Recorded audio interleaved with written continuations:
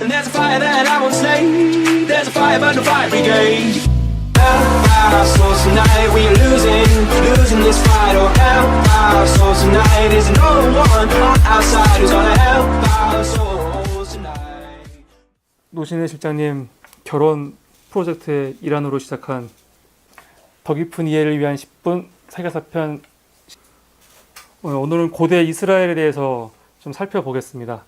이스라엘의 역사를 확인할 수 있는 방법, 그러니까 그 창세 신화라든가 문서는 우선 기본적으로는 구약 성경을 봐야 합니다. 근데 구약 성경이 종교 문서잖아요. 그러다 보니까 사람들이 종교 문서를 역사성이 없는 문서라고 생각하기가 쉬워요. 그러니까 이거는 옆으로 빼놓고 생각하기 쉬운데, 그런 식으로 공부를 하면은 고대 역사는 다 버려야 되죠. 왜냐면 고대 문서 중에 종교성이 없는 문서는 없거든요.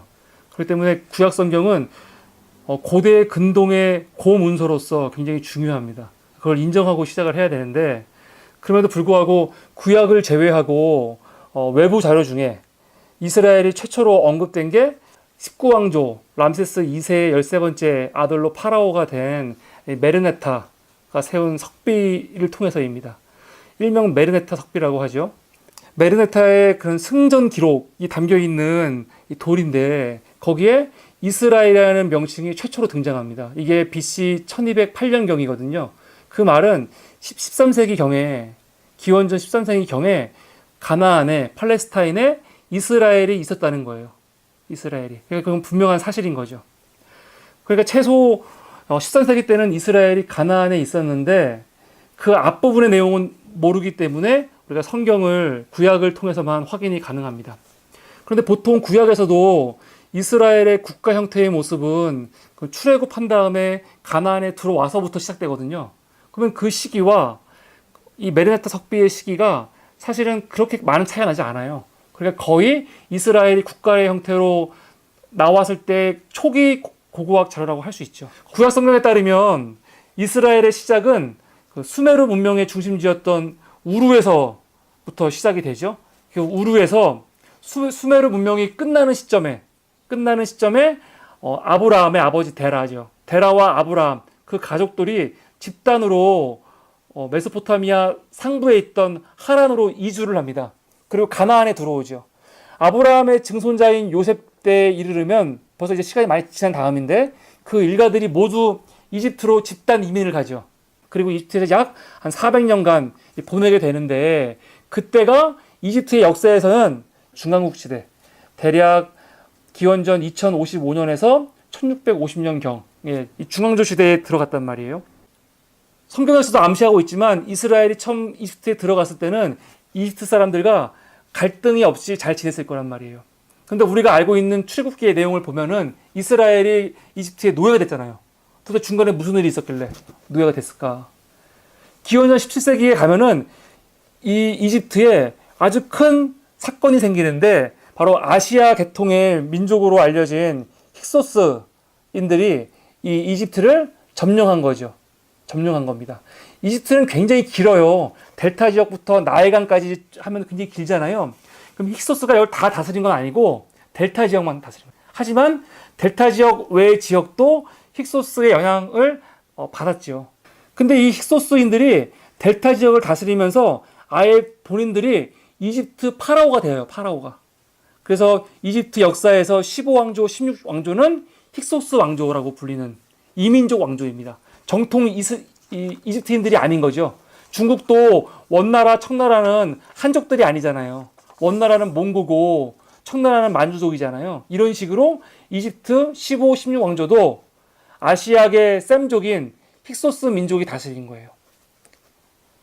이게 되게 중요합니다. 이렇게 힉소스가 약 100년간 이집트를 점령을 했는데, 그 100년간의 기간 동안 보니까, 통치할 때 보니까 델타 지역에 누가 있어요? 이스라엘 셈족 계열의 이스라엘 민족이 있는 거죠. 그러니까 이스라엘 입장에서는 사실 어떻게 보면 이집트가 망한 게 크게 문제가 안 될 수도 있어요. 오히려 자기와 같은 아시아 계열의 셈족이 통치하는 게 더 반가웠을 수도 있겠다. 물론 이건 그냥 가정입니다. 근데 중요한 거는 본토 이집트인들과 히브리인들, 이스라엘 사람들이 완전히 구별되고 갈라지게 된 계기가 이 100년의 역사인 거죠. 전 그렇게 생각합니다. 만약에 이 100년의 역사가 없었다면은 이스라엘은 아마 그냥 이집트인으로서 살아갔을 게 분명하죠. 400년을 같이 살았는데 정체성이 어디 있겠어요. 근데 중간에 마지막 막바지에 100년간 힉소스 셈족과 이집트인의 구별이 생기면서 당연히 이집트인들은 셈족들에게 부정적인 마음이 있을 수밖에 없잖아요. 그래서 앞에 그림 보면은 18왕조의 시조인 아모스의 1세가 힉소스를 몰아내는 거예요. 아모스의 1세는 이집트의 민족 해방 영웅이거든요. 이 사람이 힉소스를 몰아내고 18왕조를 세우죠. 이집트 역사에서 18왕조, 19왕조, 20왕조를 이집트 신왕조라고 불러요. 신왕조. 이집트 신왕조는 이집트 역사 수천 년의 기간 중에 가장 강성했던 나라입니다. 가장 강성했던 나라. 18왕조의 대표적인 사람은 투트모세 3세. 19왕조의 대표적인 사람은 그 유명한 람세스 2세. 19왕조의 람세스 3세도 유명하죠. 아주 강성했던 이 나라예요. 바로 이때 이스라엘의 출애굽이 있었다는 거죠. 18왕조 때 이스라엘의 출애굽이 있었냐 아니면 19왕조에 있었냐 논쟁이 되지만 그 논쟁이 이집트의 신왕조를 벗어나진 않아요. 거의. 이집트의 신왕조 안에서 이루어졌다는 것에 대해서는 거의 이견이 없습니다. 그러니까 가장 강력한 왕조에서 이스라엘의 출애굽이 있었다는 거 재밌죠. 근데 출애굽 사건이 이스라엘에게는 굉장히 중요합니다. 왜냐하면 민족이라는 개념이 있는데 사실 민족이라는 개념은 근대의 개념이에요. 우리가 지금 같은 민족이잖아요. 한민족. 같은 민족이란 말이에요. 우리 어정희 전도사님, 우리 노신혜 실장님 다 우리 한민족이잖아요. 한민족. 근데 이 민족이란 개념이 언제 생겼냐 이걸 봐야 돼요. 민족. 우리가 옛날부터 같은 민족이었어. 그렇게 보면 안 돼요. 그렇지 않거든요. 이 민족이란 개념은 사실은 조선이 망한 다음에 일본의 억압을 받잖아요. 일본의 식민지라는 경험을 갖고 있잖아요. 그러다가 1919년에 무슨 일이 있었어요? 3.1운동이 벌어지잖아요. 3.1운동이. 이 3.1운동을 통해서 사실은 공통된 경험을 가진 우리가 민족으로서 탄생하게 된 사건이거든요. 그러니까 3.1운동의 중요성이 강조돼야 되는 거예요. 그만큼 중요한 거예요. 그러니까 3.1운동 다음에 뭐가 생겨요? 임시정부가 생기는 거예요. 근데 그 정부가 군주제가 아니에요. 황제나 왕을 모시고 와서 하는 게 아니라고요. 공화정이에요. 공화제. 3.1운동 때 사람들이 대한독립 만세를 불렀죠. 고종황제 왕세를 부른 게 아니잖아요. 대한 독립만세예요. 대한이라는 거는 우리 한겨레를 얘기하는 거거든요. 한겨레의 독립에 대해서 만세를 부른 거예요. 역사적인 민족의 탄생이죠. 3.1운동이. 이스라엘 사람들도 이집트에서의 노예 생활, 거기서 해방의 경험, 이 출애굽이라는 공통된 경험에 의해서 그 사람들이 하나의 민족으로서 탄생하는 거거든요. 결국 이스라엘은 모세의 지도하에 애굽에서 해방되어서 가나안에 들어갑니다. 팔레스타인에 들어가요. 근데 여기서도 여러 가지 이론이 있습니다. 정복해서 가나안에 들어갔다는 이론도 있고, 그게 일반적인 우리가 알고 있는 성경의 이야기죠. 정복했다는 거. 또 하나는 오랜 시간에 걸쳐서 점진적으로 계속 사람들이 이민을 했을 거다. 그런 설도 있고, 아니면 가나안 안에 도시국가 안에서 억압받고 핍박받던 민중들이 있는데 그 사람들이 소요가 일어났는데 그 사람들과 이스라엘이 같이 연대해서 정복했을 거다. 뭐 그런 이론도 있고 여러 가지 이론이 있습니다. 근데 중요한 거는 아까 메르네타 석비에서 확인한 것처럼 이스라엘이 가나안에 들어가서 정착했다는 거예요. 분명하게 정착을 했습니다. 그리고 처음에는 왕조가 아니죠. 이스라엘은 12지파로 이루어져 있습니다. 12지파로. 근데 그 12지파가 각기 고유한 땅이 있었어요. 땅이. 영토가. 그 영토는 사실은 어떻게 보면 도시국가의 형태죠. 그리스가 도시국가거든요. 그리스가 하나의 국가가 된 거는, 하나의 제국이 된 거는 알렉산더가 나온 다음이에요. 그 전까지는 아테네, 스파르타, 테베, 마케도니아 다 개별이잖아요. 다 싸우고 서로. 그러다가 힘든 일이 있으면 같이 뭉치긴 하지만 그렇다고 해서 한 사람의 전제군주 안에 뭉치는 게 아니죠. 그냥 다 도는 것 뿐이지. 근데 이스라엘도 마찬가지예요. 메소포타미아 같은 도시들도 다 따로따로예요. 우르라는 도시가 따로 있고, 예? 우르크가 따로 있고, 니프루가 따로 있고, 라가시가 따로 있고 있었거든요. 근데 이게 나중에 통합이 되는 것처럼 이스라엘도 12지파가 다 따로따로 사실은 각계의 주권을 가지고 있었던 지파들인데 그게 연합체로 있던 거죠. 연합체로. 어떤 전제군주의 독재가 불가능하겠죠. 한 명이 나와서. 하지만 단점은 외부의 공통의 그 침략 세력이 나타났을 때, 예를 들어서 이집트 같은 경우는 단일 정권이잖아요. 엄청나게 강한 이집트라든가 주변 나라들이 쳐들어왔을 때 그거에 대응하기가 굉장히 힘들죠. 무슨 통솔이 안 되잖아요. 통솔이. 강력한 카리스마 있는 군주가 없으면 통솔이 안 된다고요. 그러니까 결국 이런 상황적인 역사적인 필요에 의해서 이스라엘도 하나의 이 왕조 국가로 탄생하게 되죠. 이거는 지파 국가에서 왕조 국가로 탄생하는 그거는 너무 자연스러운 역사의 발전 모습이라고 사실 할 수 있죠. 그러면서 BC 11세기 초가 되면 이스라엘의 초대 왕으로 사울이 선출이 됩니다. 근데 이것도 재밌어요. 왜냐하면 사울은 다시 12지파 중에서 가장 약한 지파, 베냐민 지파 출신이거든요. 그러니까 왜 가장 약한 지파의 사람을 왕으로 세웠을까? 그래서 생각해 봐야 되는 거죠. 그러니까 왕을 세우면서도 왕으로 인해서 한 지파의 영향력이 커지는 걸 바라지 않는 거죠. 그러면서 왕은 필요하고. 하여간 사울이 왕조의 기초를 닦았다면 다윗이 가나안에서 블레셋을 아예 몰아내고 영토를 넓히죠. 그리고 여부수 사람들에게 예루살렘을 빼앗아서 그것을 수도로 세워요. 아주 이게 다윗의 현명한 점이죠. 왜냐하면 수도를 어디서 짓느냐에 따라서 지파들 간에 12지파가 하나가 나라가 됐지만 서로 간에 다 이권과 정치적인 욕심들이 있을 거 아니에요. 그러니까 어디에 수도를 세우냐가 되게 중요한 겁니다. 다윗이 유다 지파인데 만약에 유다의 헤브론에 수도를 세웠으면은 다윗도 유다 때문에 왕이 됐지만 유다가 끝까지 다윗의 발목을 잡았을 거예요. 그렇다고 해서 사울의 가족을 지지했던 북쪽에다가 자리 잡을 수도 없는 거고, 그런 상황에서 아직 이스라엘 영토가 아니었던 거의 유일한 땅이 여부스였단 말이에요. 산지에서. 근데 그 여부스 땅을 빼앗고 어떤 지파의 영향력도 또 범하지 못하는 그 여기를 수도로 삼은 거죠. 대단한 거죠.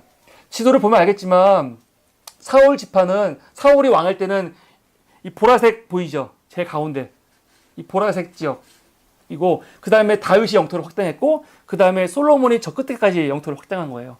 솔로몬 때 가면은 굉장히 영토가 커지죠. 솔로몬이 영토를 확장하지만 또 중개무역을 통해서 돈도 많이 벌죠. 엄청나게 부를. 근데 솔로몬이 했던 가장 위대한 일은 성전을 세운 거예요. 성전을 세운 게 왜 중요하냐면 백성들을 신앙을 통해서 하나로 통합을 한 거죠. 종교의 기능 중에 사회 통합 기능이 있단 말이에요.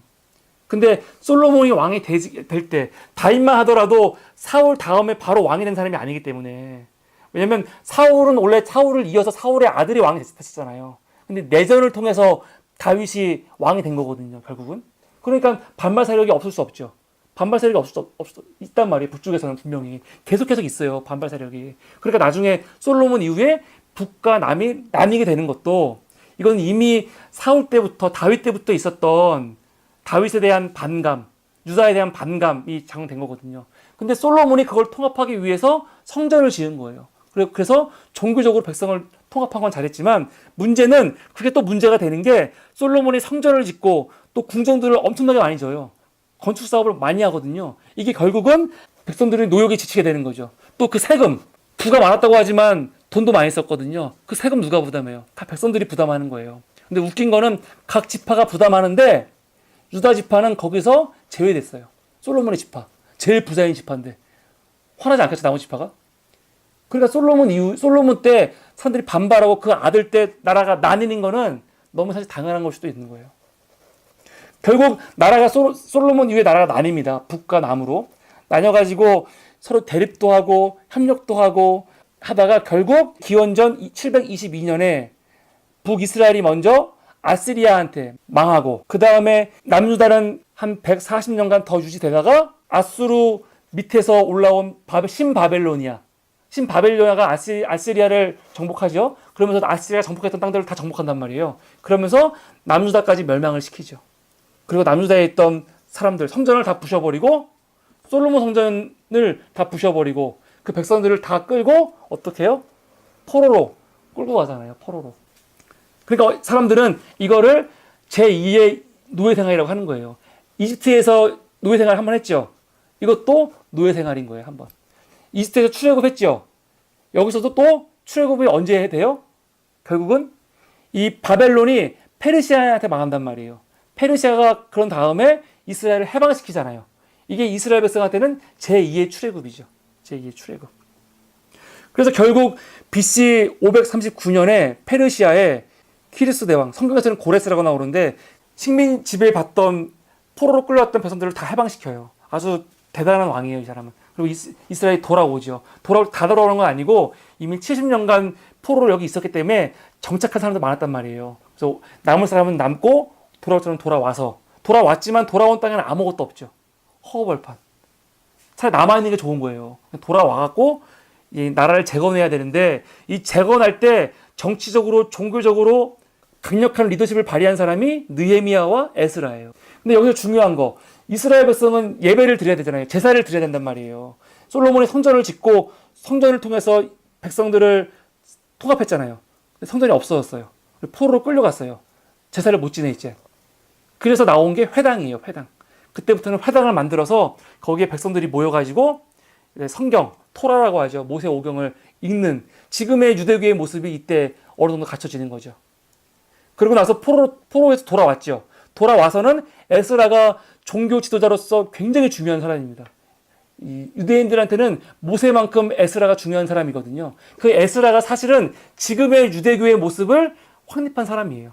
지금의 유대교는 굉장히 폐쇄적이잖아요. 되게 구별하잖아요. 이게 이민족과 이거를. 이런 게 다 사실은 에스라 때부터 강력하게 비롯된 거예요.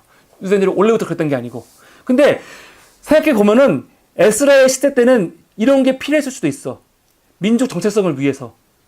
아무것도 없는 민족이 여기 와갖고 주변에는 다른 세력들이 많았기 때문에 잘못했다가는 이 민족이 자기들의 정체성을 잃어버리고 타 민족으로 동화될 것 같은 위험을 느꼈을 수도 있죠. 그렇기 때문에 아마 이렇게 폐쇄적인 종교주의를 주입했을 수도 있단 말이에요. 그러니까 에스라가 오자마자 다 사람들 이혼시키고 막 그런단 말이에요. 이방인과 결혼한 사람 다 이혼시키고 회개하고 막 그러거든요. 사실은 굉장히 분열주의적이고 폐쇄적인 거죠.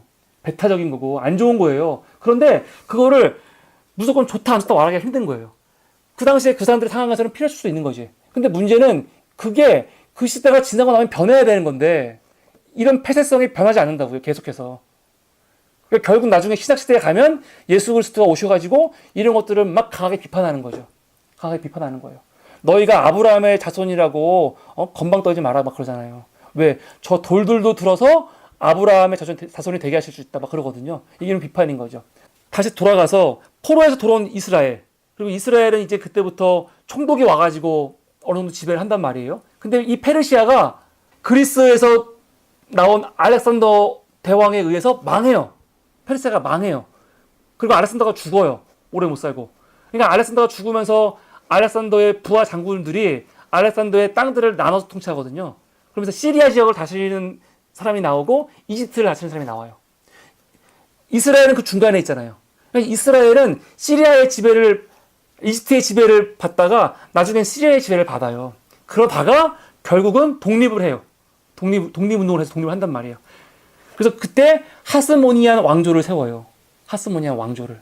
그러니까 이스라엘이 그 시대가 우리는 보통 신구약 중간기라고 하거든요. 구약이 끝나고 신약이 시작되는 그 중간에 약 300년의 역사가 있는데 그 역사에 발생했던 사건이에요. 이 하스모니아 왕조도 나중에 시간이 가면서 안에서의 내분도 있었지만 로마가 등장하죠. 그래서 로마가 지지하고 로마가 힘을 실어줬던 안티파텔이라는 사람이 있어요. 이 사람이 이두메 사람이에요. 에돔 사람. 그 사람이 실권을 장악하죠. 하스모니아 왕가는 남아있지만 그 실권은 에돔 사람이 장악을 해요. 로마에 의해서. 근데 그 안티파텔의 아들이 우리가 알고 있는 헤롯 대왕. 예수 그리스도가 태어났을 때 예수 그리스도를 죽이려고 했던 왕 있죠? 그 사람이에요. 그러니까 안티파테르 때는 하스모니아 왕조의 그 실제적인 통치력을 갖고 있었지만 왕은 아니거든요. 근데 헤롯은 아예 왕이 돼버려요. 하스모니아 왕과 왕녀와 결혼해서 아예 왕이 돼버리거든요. 그러니까 왕조가 뺏겨버린 거죠. 그러면서 그때까지만 하더라도 헤롯이라는 복에 따라 다르겠지만 이것도 유대 왕조로 본다면 유대 왕조가 있는 거죠. 헤롯 왕조가 이스라엘 다스리고 있지만 헤롯이 죽고 그 아들들이 나라를 나눠서 통치하다가 결국은 다시 그 나라 모든 나라를 다 로마가 결국은 다 다스리게 되죠. 그러면서 이 이스라엘은 로마의 통치하에 들어가게 됩니다. AD 66년부터 73년에 유다가 반란을 일으켜요. 로마한테. 이게 1차 유대 로마 전쟁이라고 하는데 이때 유다가 반란을 크게 일으켰어요. 그래갖고 이 로마에서 군사들이 와갖고 수년간 전쟁을 하거든요. 그로부터 또 시간이 지난 다음에 AD 132년에 유대가 이스라엘이 또 로마한테 반란을 일으켜요. 그래서 132년부터 135년간 2차 유대 로마 전쟁이 일어나거든요. 그때가 되면 로마가 아예 유대인들을 완전히 예루살렘에서 추방시켜버려요. 그래서 그때 이후로 유대인들은 예루살렘에 못 들어와요. 그러니까 우리가 보통 유대인들이 나라 없는 민족, 2000년간 나라 없는 민족이라고 얘기할 때 그 시작이 바로 이거예요. 132년, 135년에 있었던 2차 유대 전쟁의 결과로 이스라엘이 유대에서 추방된 거. 이렇게 추방된 이스라엘이 어떻게 돼요? 1948년 5월 14일 날 이 팔레스타인에다가 나라를 건국하잖아요.